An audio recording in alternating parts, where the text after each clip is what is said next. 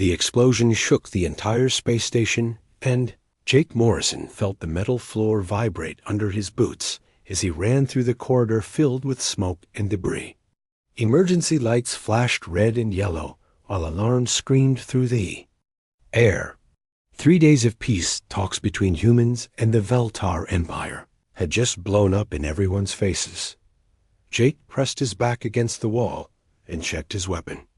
The diplomatic summit on Meridian 7 was supposed to end the war that had been going on for 2 years.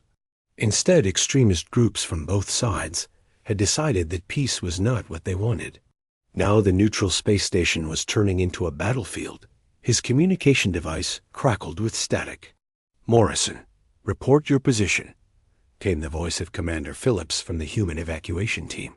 "Level 12, Section C," Jake replied while ducking as another explosion rocked the station. "Moving toward Evacuation Bay 7 with my liaison, Kira." Velfin moved beside him through the wreckage. She stood 7 feet tall with natural armor plating that covered her arms and back like the shell of some ancient creature. Her 4 arms moved with perfect coordination as she cleared debris from their path. Her people looked like humans in many ways, but they were stronger and faster. Her skin had a slight blue tint, and her 4 eyes could see things that human eyes could not. Jake had worked with Kira for 6 months as part of the diplomatic security team. At first, he had not trusted her. The Veltar had killed many humans in the war. But Kira was different from the warriors he had fought against. She was calm and thoughtful. She asked questions about human culture and seemed genuinely interested. In Peace. Now, as they moved through the chaos, Jake was glad to have her beside him. Her natural armor could stop plasma blasts that would kill a human instantly. Her 4 arms meant she could fight with 2 weapons, while using the other 2 for climbing or moving obstacles. "The extremists have taken control of the power grid," Kira said as they reached a junction in the corridor. Her voice was deeper than a human woman's voice, but still pleasant to hear. "They are trying to trap everyone on the station." Jake nodded and checked his map display. "Bay 7 is still clear according to my readings. We can make it if we move fast." They ran down the corridor together. Jake's human-made boots clicked on the metal floor, while Kira's bare feet made almost no sound. The Veltar did not wear shoes because their feet had natural padding that was tougher than leather. A group of armed figures appeared at the end of the corridor. Jake could not tell if they were human extremists or Veltar war faction members, because they wore masks and dark clothing. It did not matter. Anyone with weapons who was not part of the evacuation teams was an enemy. Kira moved faster than Jake could follow. One moment she was beside him, and the next she was among the armed figures. Her 4 arms moved like a dancer, but each movement was deadly. 2 of the extremists fell before they could even aim their weapons. Jake provided cover. Fire while Kira finished the job. In less than 30 seconds, all 6 attackers were down. Kira had not even been breathing hard. "Your people are very efficient killers," Jake said as they continued toward the evacuation bay. "We were not always a civilized species," Kira replied. Something in her voice made Jake look at her more carefully, but she seemed normal. They reached another junction, where the corridor split in 3 directions. Jake checked his map again. Left corridor leads to Bay 7. Should be clear. As they turned left, a massive explosion, somewhere above them, brought down part of the ceiling. Chunks of metal and concrete rained down on them. Jake threw himself to the side, but a large piece of debris was falling straight toward him. Kira slammed into him with 2 of her arms and pushed him out of the way. The debris crashed down on her instead. She grunted in pain as the heavy metal beam struck her across the back and legs. Jake scrambled to his feet and helped push the debris off her. "Kira, can you move?" She stood up slowly, and Jake could see purple fluid seeping through cracks in her natural armor. Veltar blood was purple black instead of red. She took a few steps, and Jake noticed she was favoring her left leg. "Are you hurt?" he asked. He had grown to care about Kira over the months they had worked together. She was not just his alien partner anymore. She was his friend. Kira stopped walking and turned to look at him. Her 4 eyes fixed on his face with an intensity he had never seen before. Something was different about her expression. Her pupils had grown larger, and her breathing had changed to a deeper rhythm. When she spoke, her voice carried undertones. That made the hair on the back of Jake's neck stand up. The sound vibrated through his bones in a way that triggered every survival instinct he had. "No, human. My inner monster is waking up." Jake felt a chill run down his spine.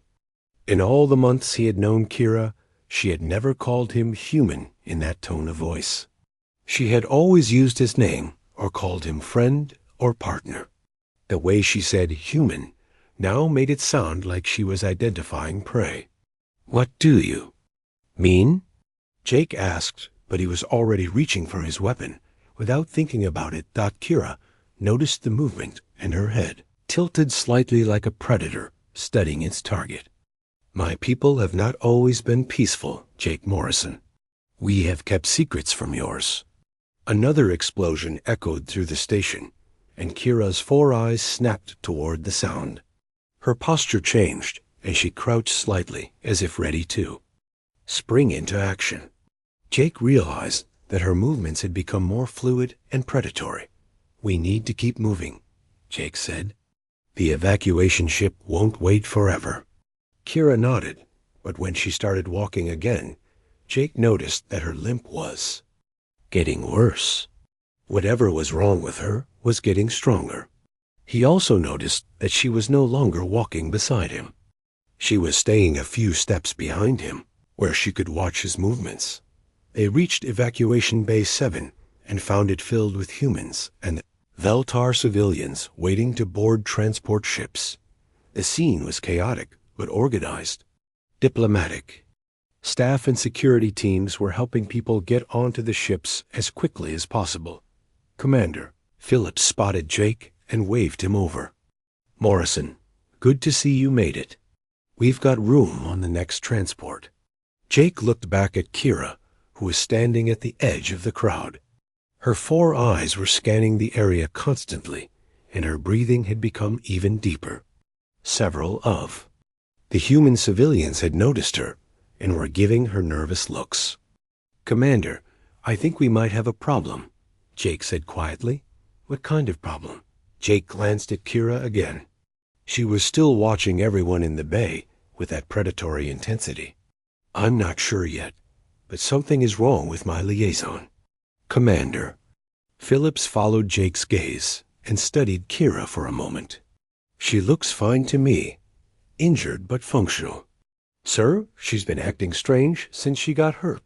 "She said something about her inner monster waking up." The commander frowned. "Veltar don't have monsters, Morrison. They're one of the most civilized species in the galaxy." As if she had heard them talking, Kira turned her attention to Jake and the commander. When she looked at them, Jake felt like he was being studied by something that was deciding whether he was a threat or prey. Her 4 eyes seemed to glow in the emergency lighting. "Maybe," Jake said, "but I think we're about to find out what they were like before they became civilized."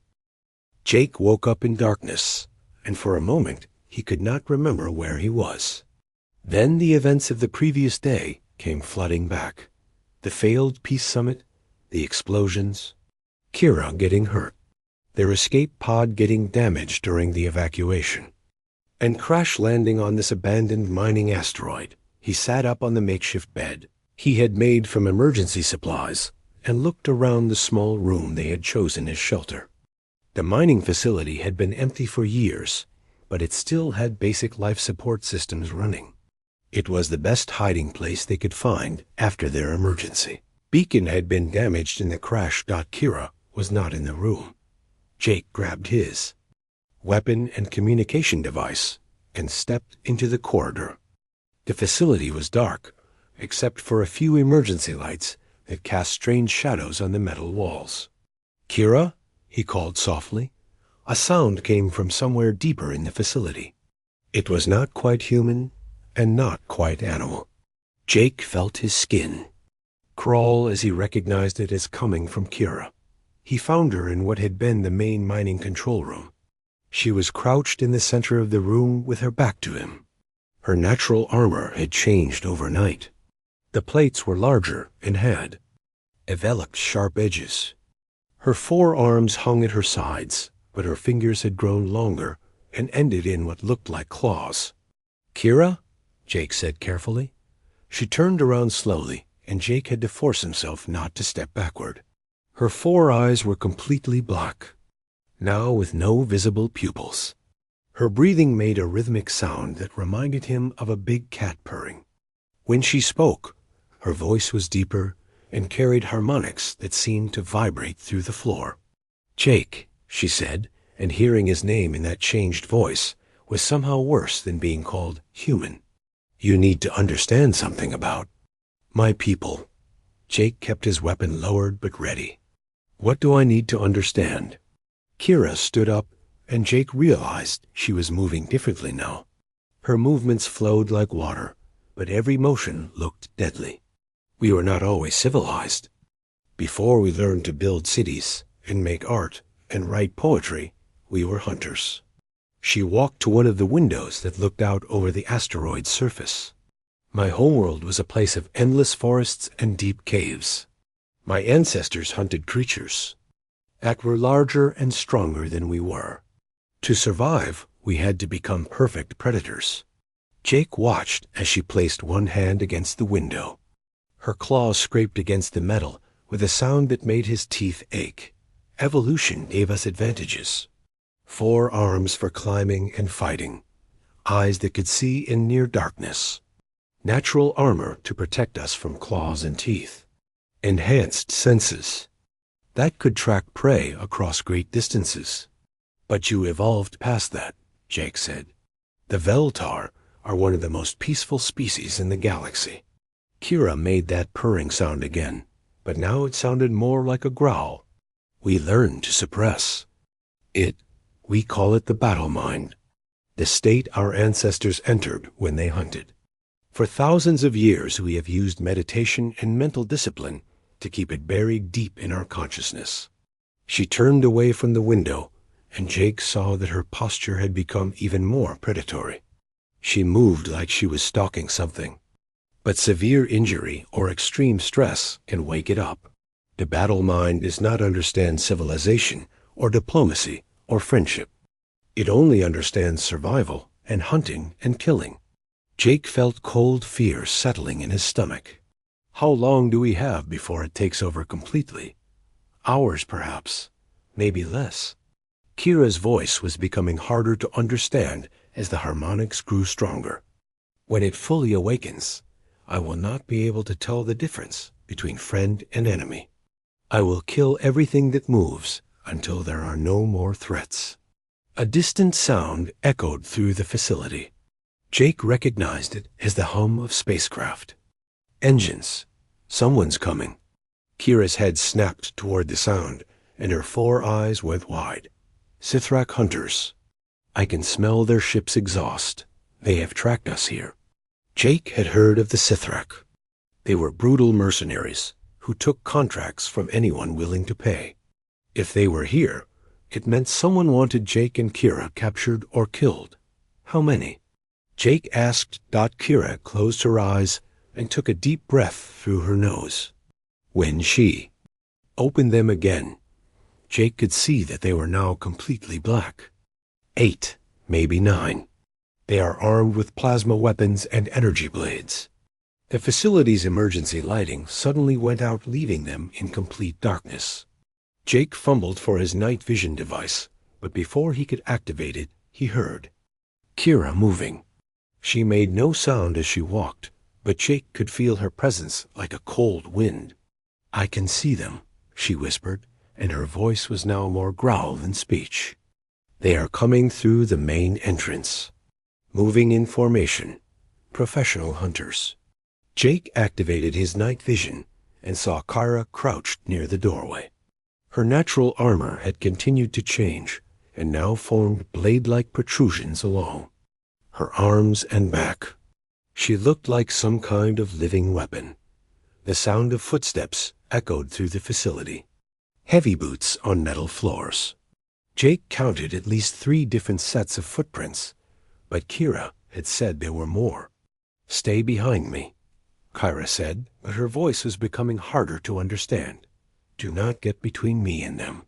The first Sithrak appeared at the end of the corridor.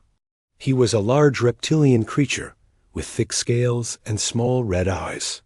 He carried a plasma rifle and wore combat armor that covered most of his body. He moved carefully, but Jake could tell he was not expecting serious resistance from a damaged escape pod survivors. Kira moved faster than Jake's enhanced vision could follow. One moment she was crouched beside him, and the next she was on top of the Sithrak hunter. Her 4 arms moved in perfect coordination. 2 arms grabbed his weapon, while the other 2 found gaps in his armor. The Sithrak never had a chance to scream. More hunters appeared, and Kira flowed between them like liquid death. Jake watched in horrified fascination as she killed with increasing efficiency. Each kill seemed to make her faster and more deadly. Her movements were becoming less tactical and more instinctual. 2 more Sithrak fell before the rest realized. They were not fighting a wounded diplomat. They were fighting something that their species, ancient memories, warned them to fear.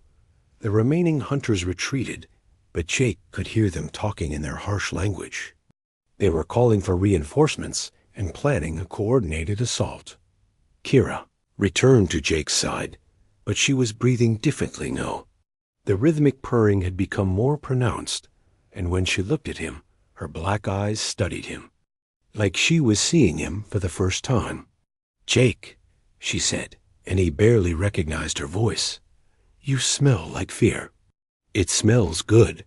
Jake realized that his friend was disappearing, and something much older and more dangerous was taking her place. The civilized Kira, who had asked questions about human poetry and worried about peace between their species, was being consumed by millions of years of predatory evolution. He also realized that more Sithrak were coming, and soon he would be trapped in a dark facility with creatures that wanted to kill him and a partner who might not remember that he was supposed to be on her side. But Jake was human, and humans had survived by being stubborn and adaptable and refusing to give up even when the situation looked hopeless. If Kira was becoming a monster, then Jake would have to figure out how to work with a monster. The hunt was just beginning. Jake pressed himself against the cold metal wall and tried to control his breathing. They had been moving through the lower levels of the mining facility for 2 hours, and Kira was getting worse. The thing that had been his diplomatic partner was becoming something else entirely. She moved ahead of him through the darkness on all 4 limbs now. Her natural armor had grown into razor-sharp ridges along her spine and arms. The sound she made while breathing was deep and rhythmic, like some kind of predatory engine. When she looked back at him, her 4 eyes reflected the dim emergency lighting, like a nocturnal hunter. "Kira," Jake whispered, "can you still understand me?" She paused and tilted her head in a way that was definitely not human. "Jake Morrison," she said, but her voice carried undertones that made his bones vibrate. "I remember that name. Friend, partner, but you smell like prey, and prey should run."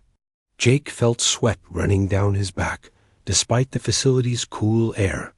"I'm not going to run. We're in this together, remember?" Something that might have been a laugh came from Kira's throat, but it sounded more like a growl. "Together, yes. Hunter and prey often travel together until the hunter gets hungry." The sound of movement echoed through the facility above them. The Sithrak had brought reinforcements and were conducting a systematic search. Jake could hear their harsh voices coordinating as they moved through each level. Kira's head snapped toward the sound, and her entire body tensed like a coiled spring. More hunters come. They think they are apex predators. They are wrong. Jake watched as she tested the air with deep breaths through her nose. Her enhanced senses could detect things that his human senses could not even imagine. She was mapping their enemies' positions through scent and sound. 12 now, she said. Heavy weapons. They move in formation, but formation means nothing to a true hunter. Jake realized something important. The battle mind that was taking over Kira was not mindless. It was following ancient patterns that had been programmed into Veltar DNA over millions of years of evolution. If he could understand those patterns, maybe he could work with them instead of against them. Kira, when your ancestors hunted, did they work alone? She looked at him with those black eyes, and for a moment he thought he saw something of his friends still in there. Pack hunters. Alpha. Leads. Others follow. Coordinate to bring down large prey. So you understand teamwork. Teamwork. Yes, but I am Alpha now. You follow or you die. Jake made a decision that would have seemed insane to any reasonable person. Instead of trying to hide from the monster his partner was becoming, he decided to work with it. Then I'll follow, he said. Tell me what you need me to do. Kira studied him for a long moment. Jake could almost see her processing this information through instincts that were older than civilization. Finally, she made a sound that might have been approval. You carry tools that make noise and light. I will drive prey toward you. You use tools to confuse and disorient. I will kill. Jake nodded. I understand. The first group of Sithrak reached their level, and Jake got his first good look at the mercenaries. They were professionals, well-armed, and coordinated. They moved in a standard search pattern and covered each other's movements. Under normal circumstances, they would be more than a match for one injured diplomat and one human security officer. But these were not normal circumstances. Kira moved through the facility's ventilation system while Jake positioned himself with his remaining equipment. He had smoke grenades, flash charges, and his plasma weapon. Not much, but it would have to be enough. The first Sithrak team entered the chamber where Jake was waiting. They spread out in a professional formation and began checking corners and potential hiding spots. They were careful and thorough. They never looked up. Kira dropped from the ceiling onto the team leader. Her 4 arms moved with perfect coordination. 2 arms grabbed his weapon, while the other 2 found the weak points in his armor. The Sithrak died before he could make a sound. The other mercenaries spun around looking for the threat, but Kira was already gone. She had vanished back into the ventilation system like smoke. Jake activated his flash charges and filled the chamber with blinding light. The remaining Sithrak stumbled around disoriented while Kira struck again and again. Each attack was perfectly timed and brutally efficient. In less than 2 minutes, the entire team was dead. Jake stared at the bodies scattered around the chamber. How did you move that fast? Kira emerged from the shadows, and Jake saw that she was changing even more. Her limbs had elongated, and her fingers had become fully functional claws. She moved with fluid grace. It was beautiful and terrifying at the same time. Speed is survival, she said. Hesitation is death. Your species thinks too much before acting. Jake realized she was right. Humans planned and analyzed and considered options. But sometimes survival required instant action based on pure instinct. More Sithrak were coming. Jake could hear them, moving through the upper levels. They had heard the sounds of battle and were converging on their position. What now? Jake asked. Kira tested the air again, and her expression became more predatory. Now we hunt. They came here thinking they were hunters. We will teach them what it means to be prey. Jake followed her through the facility and began to understand what true coordination looked like. Kira's enhanced senses told her exactly where their enemies were and how they were moving. Jake's human tools and tactical knowledge let them control the environment and create advantages. They used the facility's industrial equipment as weapons. Jake activated magnetic fields that pulled the Sithrak's metal weapons away from them. Kira struck from unexpected angles while they were disoriented. They channeled enemies into narrow corridors where Jake's explosives were most effective. The Sithrak were experienced mercenaries, but they had never faced anything like this combination of human ingenuity and Veltar lethality. They were being hunted by something that could think like a civilized being, but move like a perfect predator.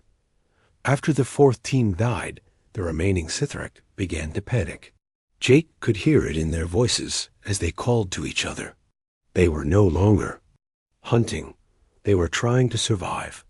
But Jake was beginning to worry about something else. With each kill, Kira was becoming less like the person he had known, and more like a living weapon. She spoke less frequently, and when she did speak, it was in shorter phrases that focused only on hunting and killing. "Kira," he said during a brief pause between attacks, "do you remember why we're here? Do you remember the peace talks?" She looked at him with those black eyes, and he saw no recognition there.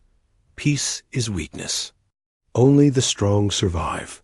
The weak become food. Jake felt a chill that had nothing to do with the facility's temperature. His friend was disappearing completely, and he did not know how to bring her back. The battle mind was consuming everything that had made Kira who she was, but he was human. And humans did not give up. Even when the situation seemed hopeless, they kept trying. Even when their friends became monsters, they did not abandon them. The facility's communication system crackled to life, and a harsh voice filled the corridors. Jake recognized the accent as belonging to a Sithrak war chief, human and Veltar. "I am Grexmidor of the Blood Claw Mercenary Company. You have killed many of my hunters." Jake looked at Kira, who was crouched beside him like a living weapon, waiting to be unleashed. Her transformation was nearly complete now. Her natural armor had formed blade-like appendages along her arms and back. Her 4 eyes tracked movement that Jake could not even see. When she breathed, the sound echoed through the chamber like the purr of some massive predator. "Your reputation has spread through the mercenary networks," the voice continued. "A human who has tamed the battle mind Veltar. Some say it is impossible. Others say it is a new kind of weapon. I say it is a trophy, worth taking." Kira's head snapped toward the communication panel, and she made a sound that was definitely not human. It was a challenge call that seemed to vibrate through the facility's metal structure. "The war chief comes," she said, and her voice was now more growl than speech. "Alpha male. He wants to prove dominance. Good. I will show him what dominance looks like." Jake studied the facility's layout on his portable display. He's not coming alone. I'm reading at least 15 more signatures moving through the upper levels. 15, Kira repeated, and Jake could see her calculating. Good numbers for a proper hunt. Jake realized that the old Kira would have been concerned about facing such odds. The creature she was becoming saw it as an opportunity for a more satisfying kill. The final assault began with coordinated strikes on multiple levels. The Sithrak were no longer trying to capture them. They wanted to end this quickly and take whatever remained as trophies. But Jake and Kira had spent hours learning to work together in ways that no military training manual had ever described. Jake provided tactical awareness, while Kira provided devastating execution. They moved through the facility like a single organism with 2 different types of VI capabilities. Jake used the environmental systems as weapons. He vented atmosphere from sections where Sithrak were advancing. He activated magnetic fields that disrupted their equipment. He controlled lighting and artificial gravity to create advantages for Kira's enhanced senses and natural agility. Kira moved through the facility like flowing death. She used ventilation shafts, maintenance tunnels, and the facility's industrial equipment to strike from impossible angles.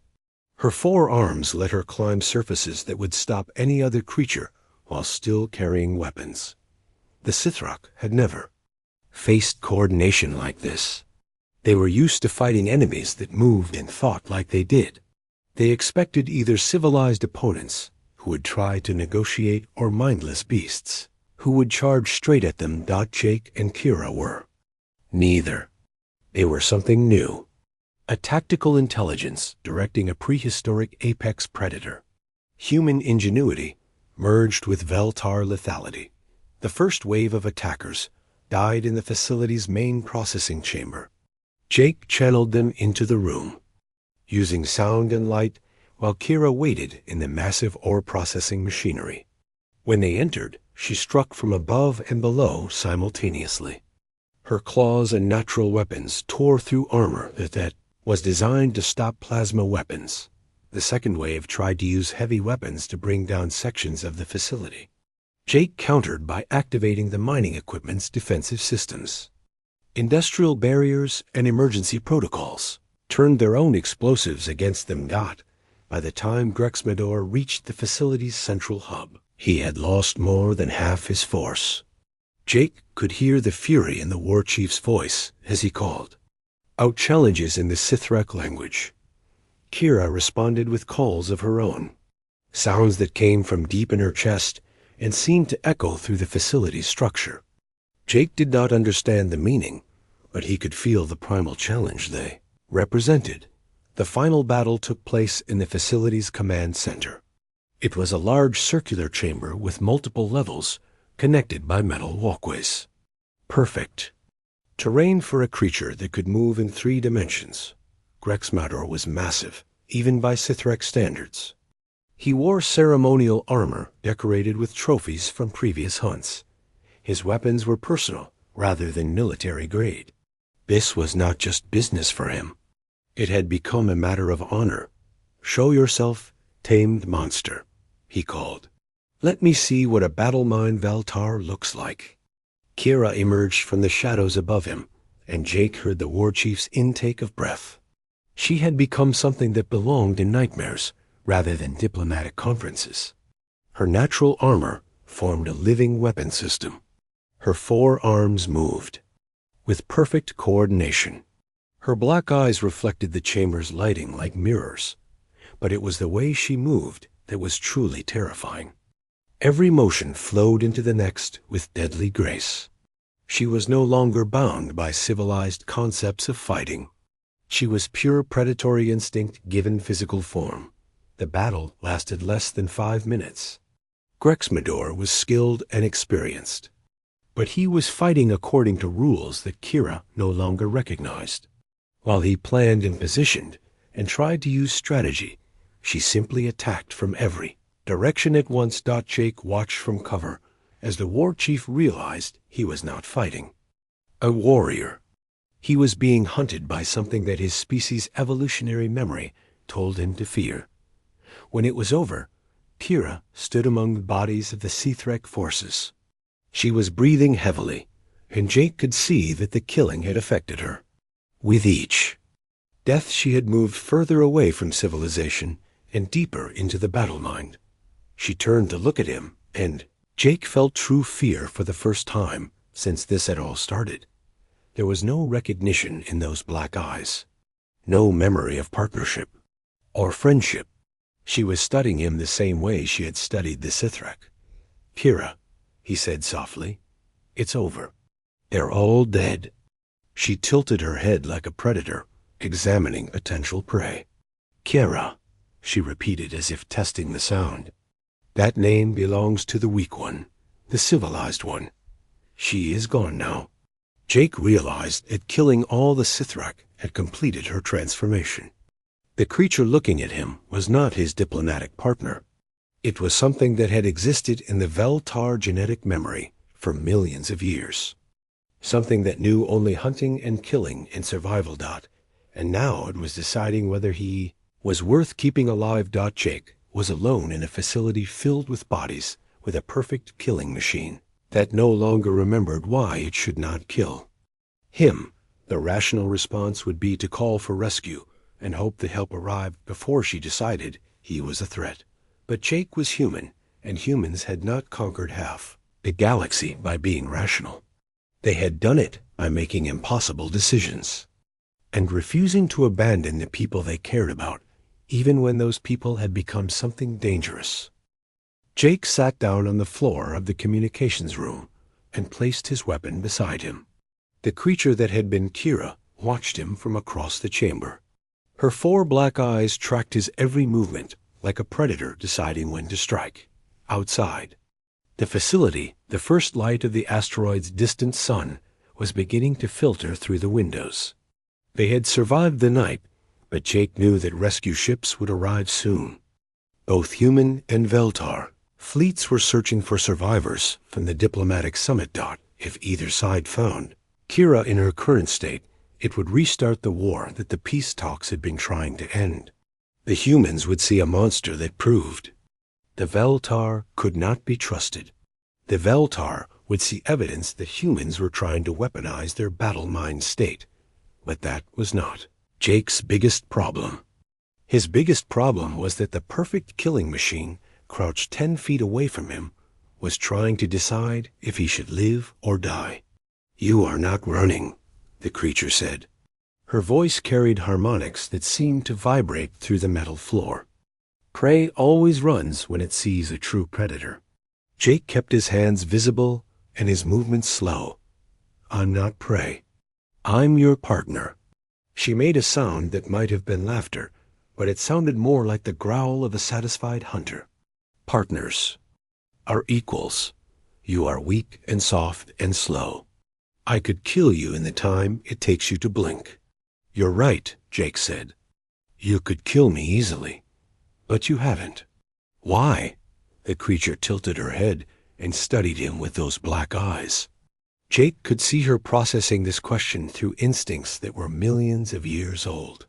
"You did not abandon the hunt," she said finally. "When others would have fled, you stayed. When I became dangerous, you adapted. That is not the behavior of prey." Jake felt a spark of hope.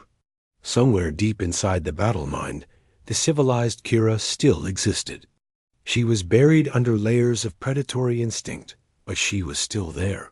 "Do you remember the first time we worked together?" Jake asked. The creature's expression did not change, but Jake thought he saw something flicker in her eyes. "Memory is weakness. Only the present moment matters for survival." Jake ignored the warning in her voice and continued talking. "It was on Proxima Station.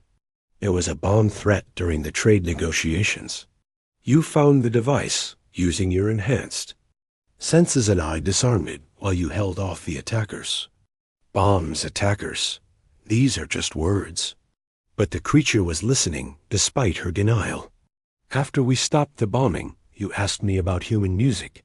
You said Veltar poetry was based on rhythm and harmony, but you wanted to understand how. Humans used melody to create emotion." The creature made a low growling sound, but she did not attack. Jake took this as encouragement to continue. "I played you some classical music on my personal device. You listened to it for hours and asked questions about how the different instruments work together.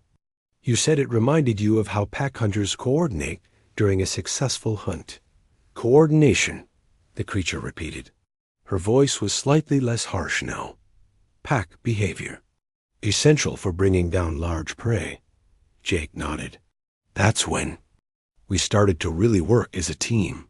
You taught me how to read Veltar body language, and I taught you human tactical signals. We developed our own communication system that didn't require words." The creature was very still now. Jake could see her 4 eyes focused entirely on him, but the predatory tension in her posture had decreased slightly. "You saved my life on 3 different missions," Jake continued, "and I saved yours twice. We watched each other's backs because that's what partners do." "Partners," the creature said, and for the first time her voice sounded uncertain. Jake made a decision that would have terrified any rational person. He stood up slowly and took a step toward the creature that had been his friend, the creature tensed immediately. Her forearms shifted position, and her claws extended. Every line of her body screamed danger, but Jake kept walking toward her. "What are you doing?" she demanded. Her voice carried warning harmonics that made his survival instincts scream at him to run. "I'm not abandoning my partner," Jake said simply, "even if she's forgotten who she is." He took another step, and the creature crouched lower. She was preparing to spring, and Jake knew that if she attacked, he would die before he could even try to defend himself. But he also knew that somewhere inside the battle mind was the person who had asked about human music and worried about peace between their species. The person who had risked her life to save civilians during the bombing on Proxima Station. "You remember the poetry," Jake said. "The first time you shared Veltar poetry with me, it was about the connection between pack members. How they could sense each other's presence even across great distances." The creature went very still. "Poetry is civilization. I am what came before civilization." "No," Jake said, and took another step closer. "Poetry comes from the same place that pack bonds come from. The need to connect with others of your kind. The understanding that survival sometimes means caring about someone else more than you care about yourself." He was close enough now that the creature could kill him with a single swipe of her claws, but she had not moved. She was watching him with an intensity that was different from the predatory focus she had shown before. "During the peace talks, you told me that you hoped your children would grow up in a galaxy where Veltar and humans were friends instead of enemies," Jake said. "You said that was worth risking everything for." Something changed in the creature's black eyes. For just a moment Jake thought he saw a flicker of the person he had known. "Children," she said, and her voice was softer now. "The future pack. Protection of the young is the highest priority." Jake nodded. "That's why we were there. That's why we went through all those diplomatic meetings and cultural exchange programs. We were trying to build something better for the next generation." The creature made a sound that was part growl and part something else. Something that sounded almost like pain. "I remember," she said, and now Jake could hear his voice mixed in with the battle mind's harmonics. "But remembering hurts. The civilized mind is weak and full of doubt. The battle mind is pure and strong and certain." "The battle mind is also alone," Jake said. "It doesn't have friends or partners or people who care about it. It only has prey and enemies and competitors." Jake reached out slowly and placed his hand on what had been Kira's shoulder. Her natural armor was warm under his palm, and he could feel the power in the muscles beneath it. "But you're not alone," he said. "You have me, and I'm not going anywhere." The creature looked down at his hand on her shoulder. Her four eyes studied it, like she was seeing something impossible. "You should fear me," she said, but her voice was becoming more recognizable. "I could kill you so easily." "I know," Jake said, "but I also know that you won't. Because underneath all that armor and those claws and those predatory instincts is someone who cares about more than just survival." The transformation back was agonizing to watch. Jake could see the battle between millions of years of evolution and thousands of years of civilization playing out in real time. Kira's natural armor began to retract. Her breathing changed from the deep rhythmic purr to something more normal. Her four eyes slowly returned from solid black to their natural color. When she finally spoke, her voice was raw, but unmistakably the person Jake had known for 6 months. "Jake," she said, and the single word carried relief and fear and gratitude all mixed together. "Did I hurt you?" Jake smiled and felt tears he had not known he was holding back start to run down his face. "No, you protected me. Both of you did." Kira looked around the communications room at the bodies of the Sithric mercenaries. "I remember killing them. I remember enjoying it. That should terrify me, but it doesn't. Maybe that's not a bad thing, Jake said. Maybe the civilized part of you and the battle mind don't have to be enemies. Maybe they can work together. Before Kira could respond, the facility's communication system activated again. But this time the voices were human and Veltar rescue teams, coordinating their approach to the asteroid. "This is Captain Rodriguez of the UES Meridian. We're reading life signs in the mining facility. Survivors, please respond." Jake activated the communication panel. "This is Jake Morrison, Diplomatic Security. I'm here with Veltar Liaison Kira Valthan. We're both alive, but we need medical attention." "Understood, Morrison. We'll have teams on site in 20 minutes. Both human and Veltar medical personnel are standing by." Jake looked at Kira, who was slowly standing up. Her natural armor had returned to its normal configuration, but Jake could see that the experience had changed her. She moved with a confidence that had not been there before. "What do we tell them?" she asked. Jake thought about it for a moment. The truth would cause problems for both their species, but lying would not help anyone in the long run. "We tell them that we figured out how to work together better than anyone thought possible," he said. "And we offer to teach others how to do the same thing." 6 months later, Jake and Kira were leading the first integrated human Veltar tactical unit. They had developed protocols that allowed Veltar warriors to safely access their battle mind state while maintaining coordination through human tactical support.